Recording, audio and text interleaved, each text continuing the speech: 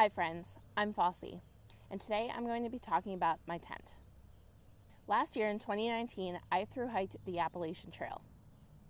I started out with a Big Agnes Fly Creek 1 that I got used at a garage sale at REI the previous summer.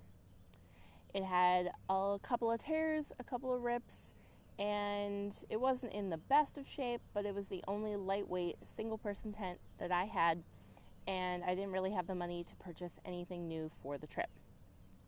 So I started the trail with that tent, and quickly I realized that I had made a mistake.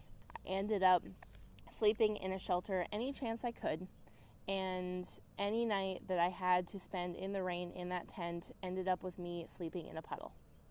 So it was very clear that I had to get a new tent. After much consideration, I settled on the NatureHike VIK 1 from Amazon. And I chose this because of several reasons. One, I wanted a single wall tent so it was easier to put up in bad weather.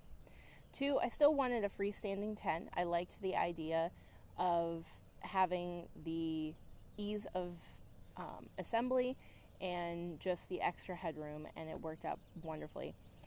And I wanted something inexpensive. It wasn't really in my budget to do anything dramatic, so at only $150, the NatureHike VIK 1 was in my budget. The NatureHike VIK 1 was very easy to set up.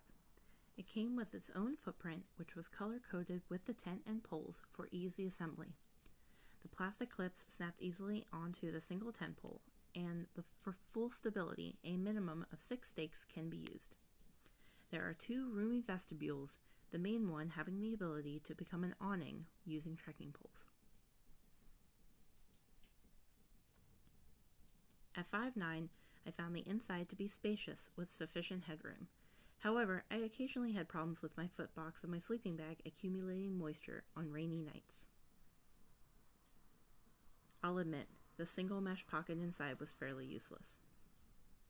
On the ceiling, there were 2 vents. Unfortunately, they did little to help the expected condensation problems common with single-walled tents.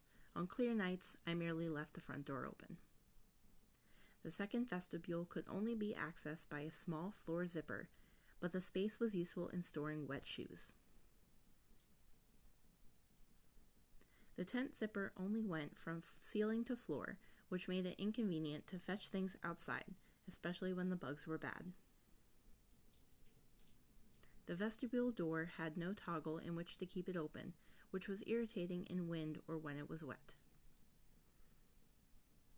An initial problem I discovered was the footprint was several inches too long for the tent body, which caused water to collect under the tent. I solved the problem by simply folding the long end under the tent. This tent sets up quickly and with ease in bad weather, and its living and storage space is enough for good on-trail comfort. I had minor structural issues with the footprint and door ties, and condensation will always be a problem. But overall, this tent was a perfect replacement for my Big Agnes, and after the switch, I found myself sleeping in it more often, enjoying it over the noisy shelters.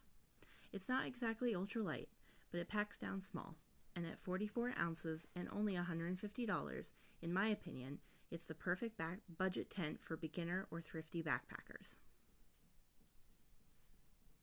That's all for today. If this video was helpful, please give it a thumbs up, and don't forget to subscribe down below for more videos.